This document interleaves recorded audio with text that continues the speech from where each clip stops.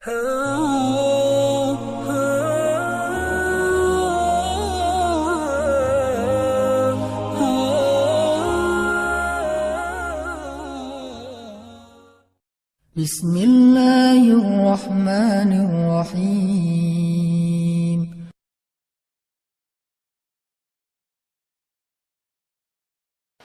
Terus gimana caranya biar pas kita berdoa di bulan Ramadan itu powerful, Bu?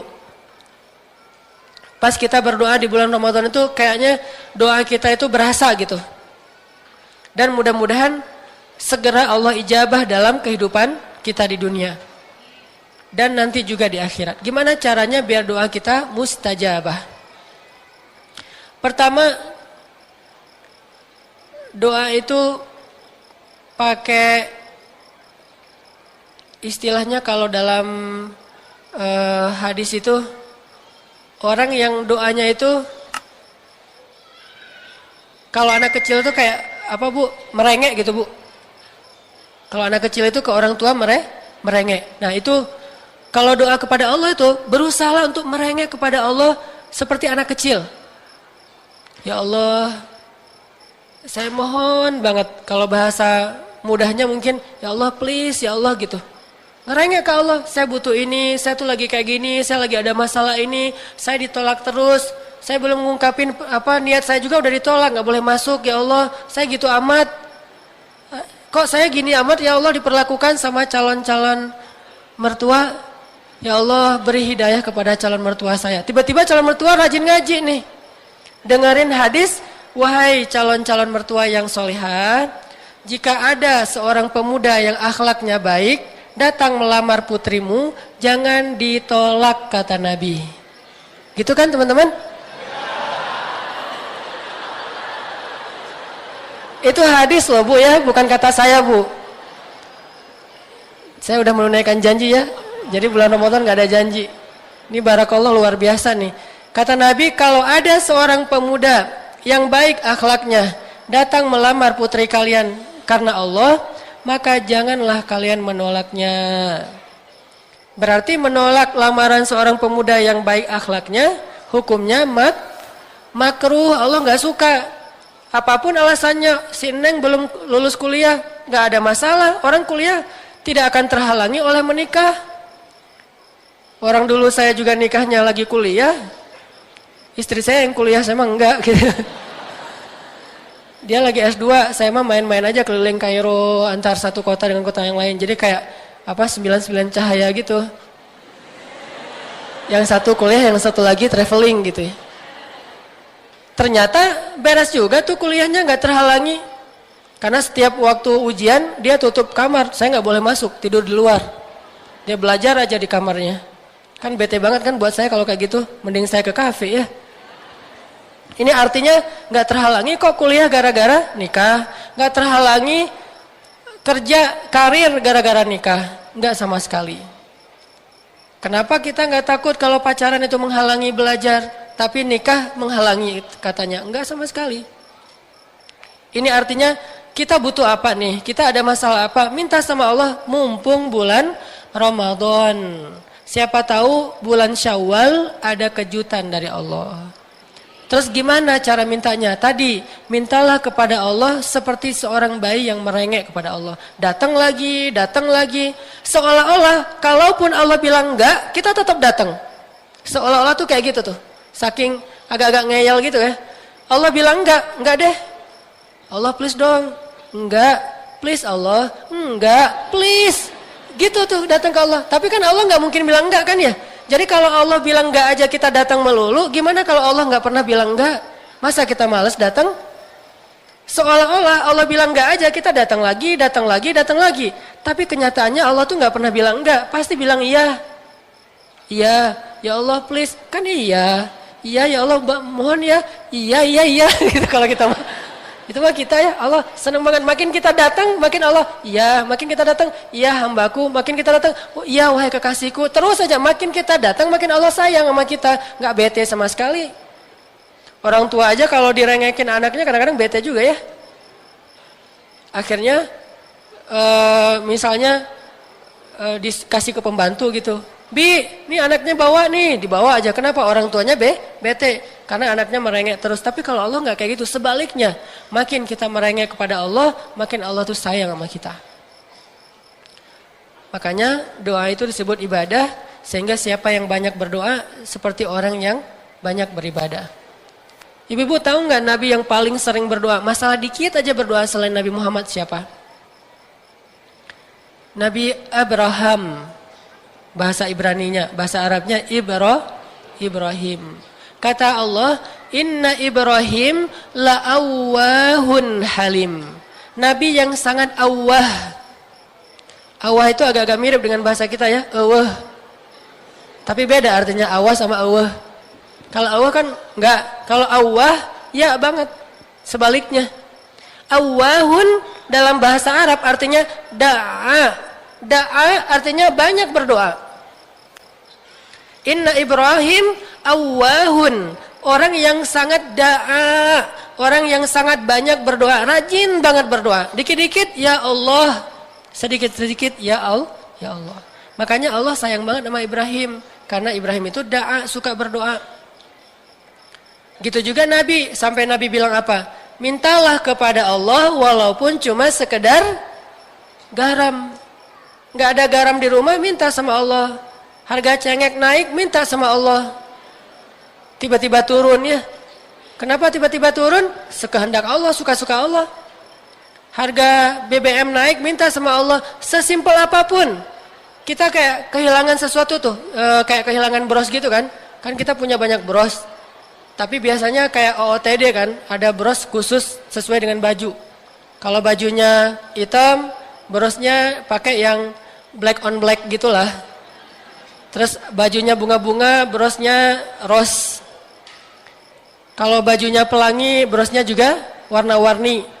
Kadang-kadang lagi musim, lagi masalah apa? Lagi musim hewan gitu, brosnya ada kura-kura, ada buaya, ada kudanil, ada dinosaurus, gitu-gitu deh. Nih bros kita nih, nggak nemu nih, nyari-nyari di laci kok nggak ketemu ya. Bilang ya Allah, bros saya. Ini bukan mempermainkan Allah ya. Kalau itu sesuatu yang kita butuhin, kenapa nggak minta sama Allah dulu, baru minta kepada manusia. Nabi itu ada masalah dikit, doa, sholat 2 rakaat, doa, sholat 2 rakaat. Sholat apa namanya? Sholat request. Sholat hajat bu. Sholat karena ada request sesuatu.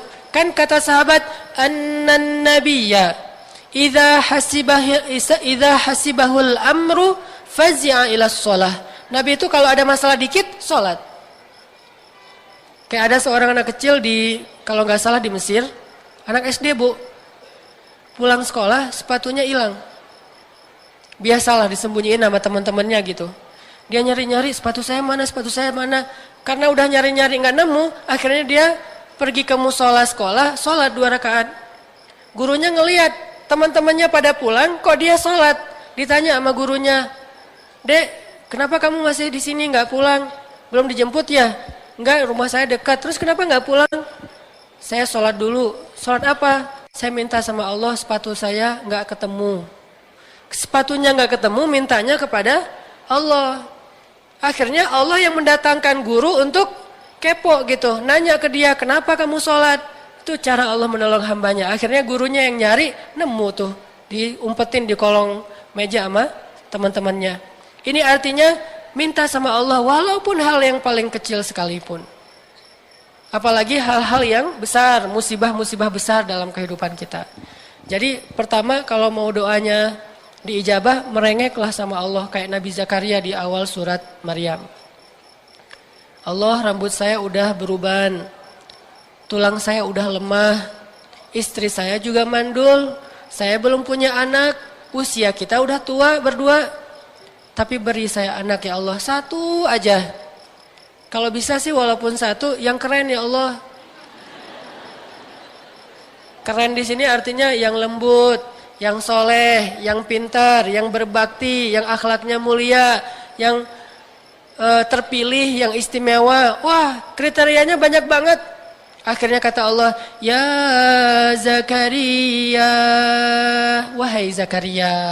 Setelah Nabi Zakaria merengek terus, ya Zakaria, Inna nubashiruka bighulam.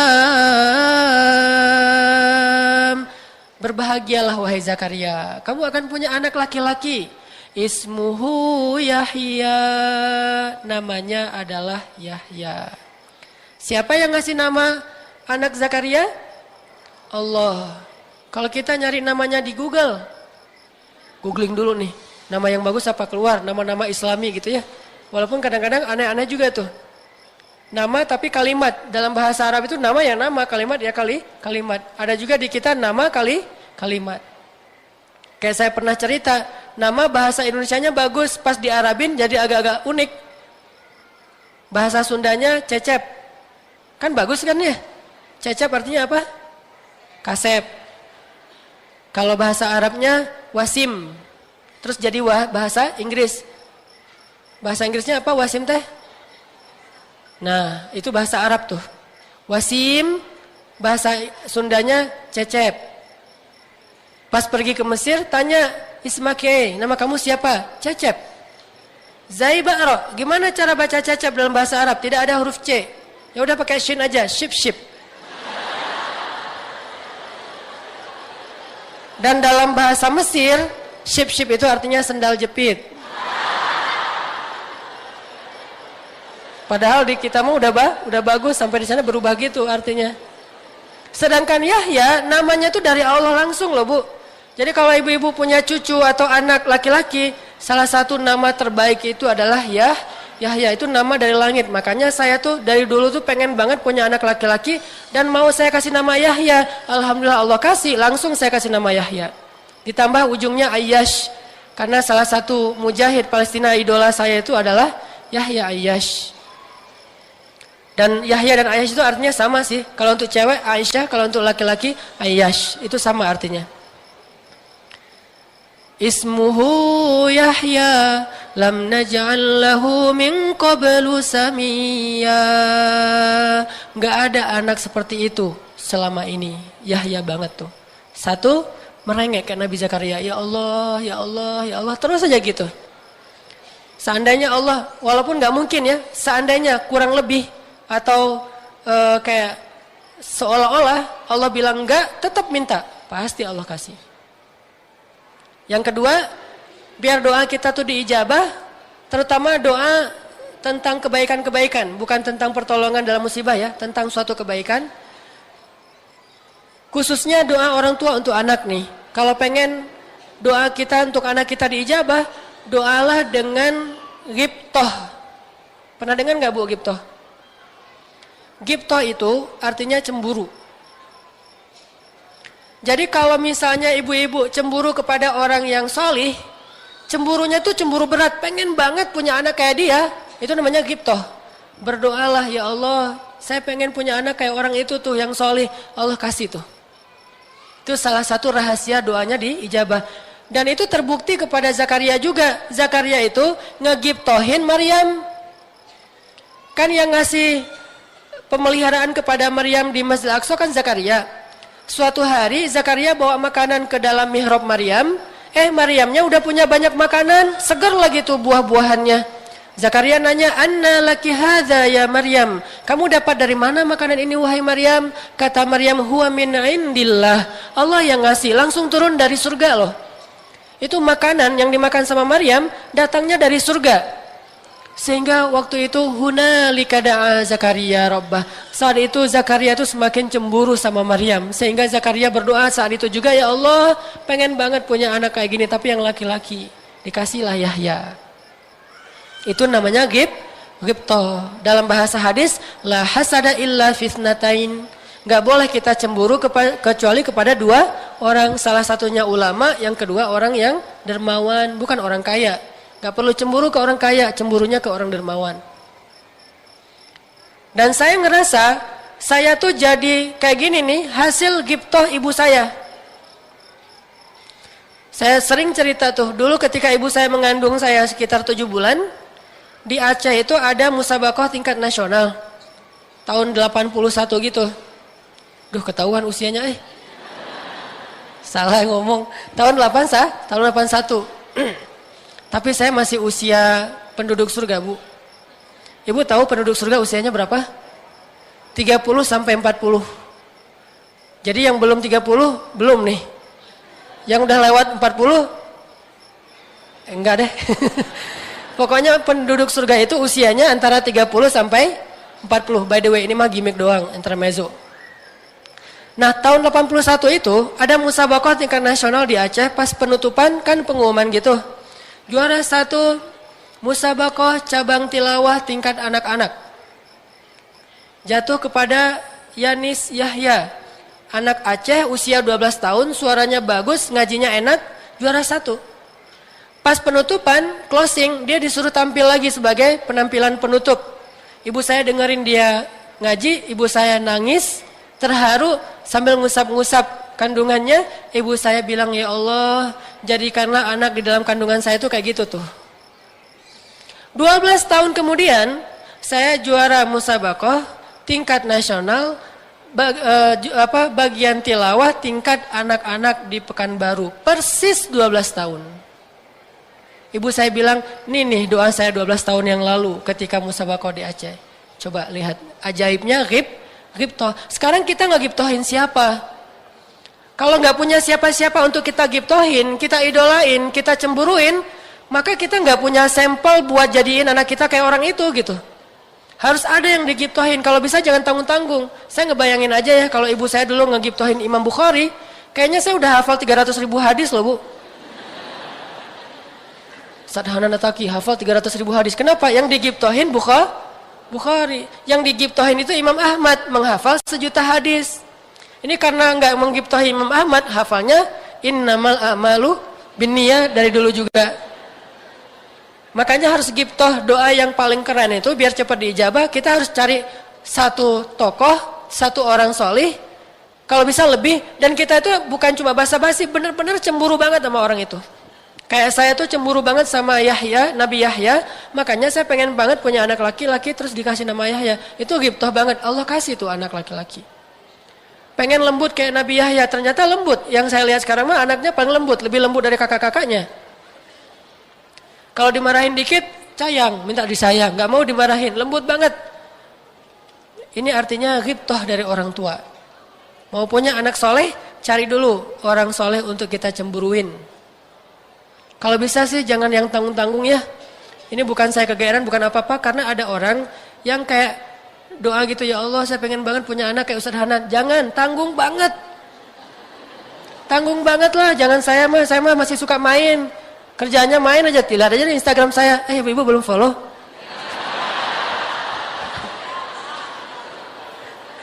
Main aja kan kerjaannya, cari yang ngaji aja. Yang tahajud aja ya. Carilah yang lebih soleh lah, kayak ulama-ulama yang terdahulu, Imam Nawawi, Imam Ahmad, Ibnu Taimiyah, Imam siapalah banyak. Atau kiai-kiai yang senior yang luar biasa, Hasyim Asy'ari, atau Ahmad Dahlan yang jelas-jelas pahlawan-pahlawan kan, ghibtoh sama mereka. Siapa tahu nanti anak kita, kalaupun gak persis, setidaknya agak-agak mirip gitu. Fa'il lam takun mithlahum fatashabbahu bihim. Kalau gak persis kayak mereka, minimal mirip sama mereka. 2, ghibtoh. Yang ketiga, nanti sisa-sisanya ibu-ibu bisa lihat di tausiah-tausiah Ustadz yang lain. Atau saya juga kayak nulis buku tentang booster Ramadan gitu. Di situ nanti panjang tuh beberapa tips doa. Sekarang 3 aja nih. Yang ketiganya apa? Kalau kita pengen doa kita diijabah, mulai sekarang bersihkan harta kita dari yang syubhat apalagi yang haram. Dari yang syubhat apalagi yang haram. Terutama nanti buat yang cowok-cowok nih yang masih ngerokok, kalau dia mengambil fatwa rokok itu makruh, it's okay.